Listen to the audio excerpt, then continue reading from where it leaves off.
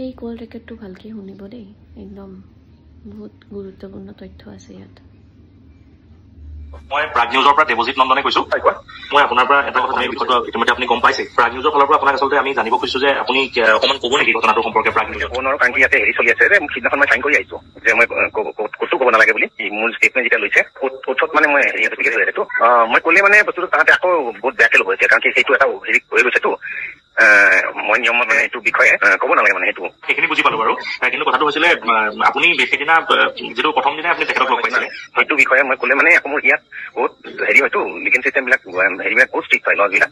আচ্ছা, আপোনাক অসমত মই উইটনেছৰ হিচাপতে মই হেৰি কৰি আছো, কাৰণ কি মই দেখিছো বুলি এইখিনি কৈছো। আৰু উইটনেছৰ হিচাপত যোনটো মানে লিগেল ফ্ৰেমৱৰ্কত ক'ব লাগে, তাহাঁতে যেতিয়া মোক এলাউ কৰিব যে ক'ব পাৰো বুলি ক'লে I am very happy to tell everything. মানে সেইটো ৰিপৰ্টত আহি যাব মোৰ হিচাপত, কাৰণ কি চবৰ পৰা বেলেগ বেলেগ ষ্টেটমেণ্ট হৈছে, চবৰে ষ্টেটমেণ্ট হৈ গৈছে, গোটেই 11জন আছিলতো। মোৰ কথাটো অকণ বেছিকে আছে, মই অসম এছ'চিয়েশ্যনৰ প্ৰেচিডেণ্ট যে, আৰু অসম এছ'চিয়েশ্যনৰ মানে অৰ্গেনাইজ কৰা নাছিলে, কিন্তু হ'লেও মই যিহেতু সেইকাৰণে মোৰ কথা অকণ আহিছে আৰু বেছিকে। কিন্তু মই তাত মানুহখিনিও মই চবকে চিনি নাপাওঁ ভালকে, 4জন মান আছিল।